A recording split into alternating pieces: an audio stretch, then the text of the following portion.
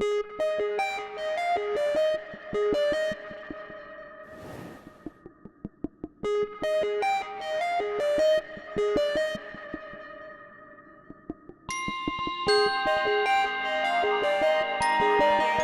so you can think outside the bag. On deck today we have a tuna salad recipe that contains noodles, so you don't always have to put tuna on bread. If you don't like tuna, you can use chicken, you can use any other kind of canned fish like salmon. So let's get started. Alright, we have a special sauce that we're using 2 tablespoons of Greek yogurt,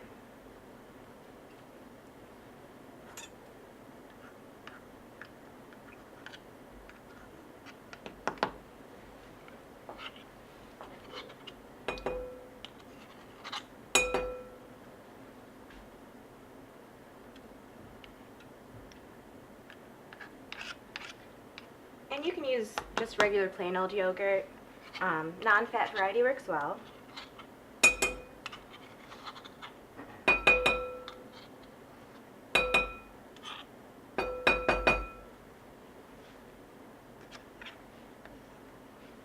And then we have 2 tablespoons of mayo.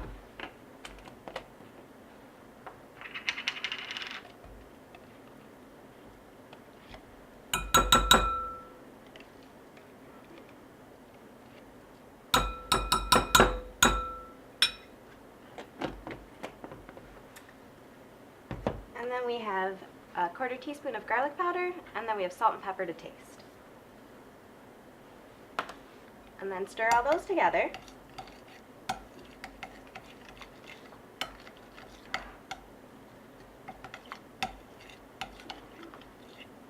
And then add the rest of the ingredients for the recipe. We've got chopped up onions,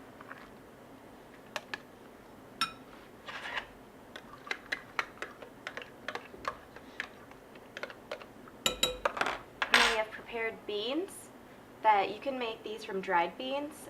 You want to soak them for about 6 hours and then start from cold water in the pot, bring it up to boiling and remove it from heat and leave it in the really hot water that's no longer boiling for about 1 to 2 hours, and they should be all done. And then we have your basic old canned corn. You can use frozen, you can use just regular fresh corn. And then we have a can of tuna, and just drain all the liquid off of that before you add it.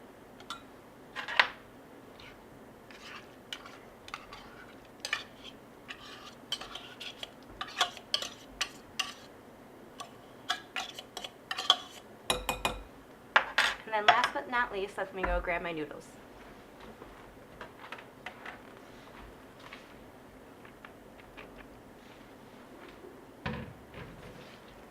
Alright, and then stir to combine. If you want, you can use any other vegetables in this that you get. Bell peppers, cucumbers, celery, they all work well. And it just matters whatever you have on hand. That it's a pretty versatile salad.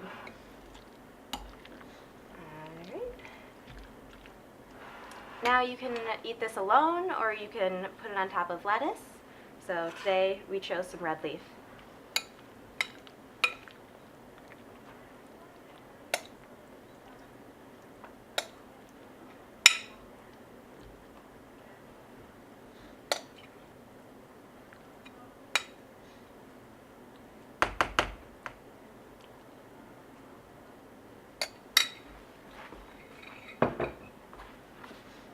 Alright, so this is our tuna salad recipe.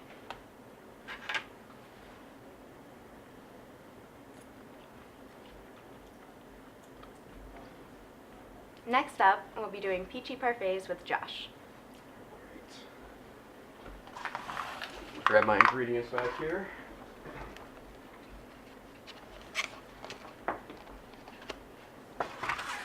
One thing I want to make sure you always do is start with clean hands. So we washed up before we started handling food. This is a super simple recipe. It's basically 3 ingredients. We have granola bars that are crushed up, some canned fruit, and yogurt. So the first thing I'm going to do is open up my canned peaches. I'm going to make sure I wash the top of the can off first to get any kind of contaminants off.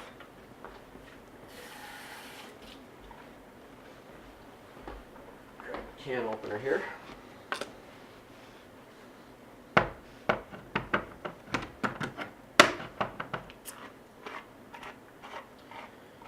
And I chose peaches because I love peaches. They're really good. One of my personal favorites. You could use pretty much anything. I have a can of pears here, for example. Or if you have even fresh fruit laying around, it's a good way to go to. First thing I'm going to do is add about a tablespoon of this liquid to the yogurt. And we're just going to mix that up. And it's going to kind of add a peachy flavor.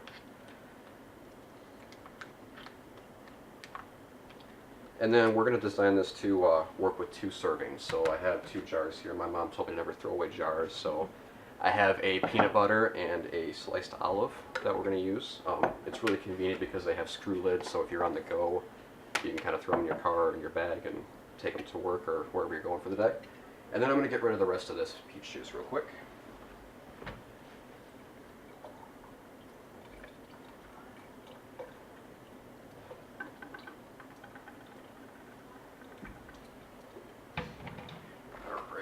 Set that aside. The first ingredient we're going to add, we're going to kind of layer everything together, is the crushed granola bar. They came from a Oats and Honey, and it was a store name brand. It saved us about $1 buying those, versus the name brand, which is pretty much the exact same ingredients, just more expensive, so it's a good way to save a little bit of money. So we're going to go ahead and add a little bit of granola to the bottom of each jar.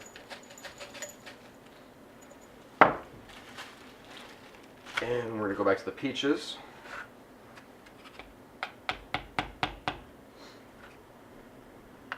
Put a couple peach slices.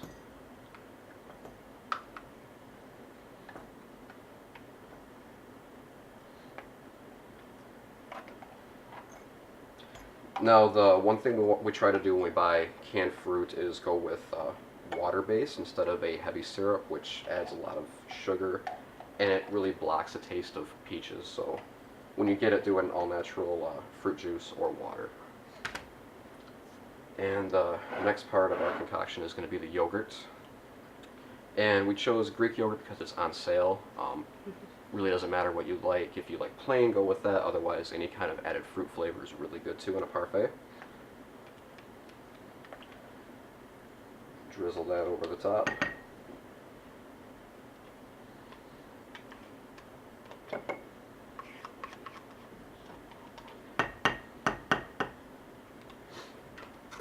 And we will top it off with the rest of our granola bar.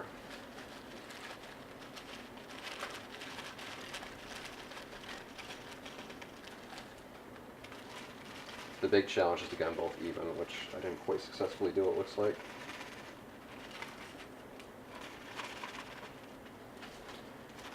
Alright, grab a spoon here and give it a try real quick.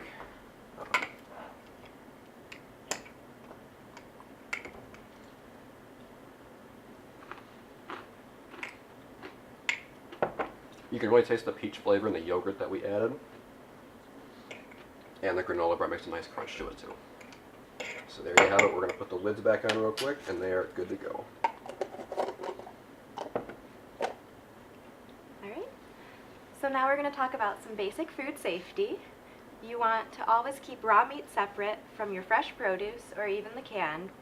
You don't want to have that cross-contamination, so try to use separate cutting boards, separate knives, and separate cooking utensils. Very important is to wash your hands before you start preparing a meal, especially before and after you're handling the raw meat, and also again after you finish preparing the meal. The last part of our video segment is going to be on My Plate, which is kind of the nutritional recommendation for how you should eat each one of your meals. The biggest thing to notice is that the plate's divided into 2 pieces. It's going to be fruits and vegetables on one side, and then grains and protein on the other. So the biggest takeaway message is going to be to have half of your foods, fruits and vegetables. This can be pretty much any form. 100% fruit juice counts. You could do frozen, fresh, canned, or even dried, as long as you try to get about half of your intake as fruits and vegetables. And also a variety of colors is a really good way to go to. The other side we'll go over to, starting with the grains. We recommend that half of the grains you eat are whole grains. This can be brown rice, whole wheat bread, whole wheat noodles. And the easiest way to tell if something's whole grain is that manufacturers are really good at advertising this as a health kick. The granola bars we used earlier had a claim that said 19 grams of whole grain per serving, so it's really easy to tell it's whole grain for you. And going down to the protein section, the recommendation for protein is that you're going to want to consume lean versions of it if you're eating animal sources. So that would be like a chicken or a turkey, and fish is a really good source as well. You could even go with non-animal sources of protein, which would be like tofu, or beans and nuts are really good as well. And you want to try to stay away from red meat as much as possible. And then we'll shift over to the dairy section. It's a little bit off the plate. Everyone kind of knows the dairy section as milk. And the general recommendation for milk is that you're going to want to buy low fat instead of the 2% or whole. So when you go shopping, grab the skim or the 1% milk off the shelf. And I think that pretty much concludes our video segment. Thank you for watching, and I hope you enjoy the lunch that we made for you. And make sure that if you're on the go with your food, you want to keep it cool. So once you get to your destination, throw it in the refrigerator, or you can make yourself a homemade cooler pack with a plastic baggie and some ice cubes.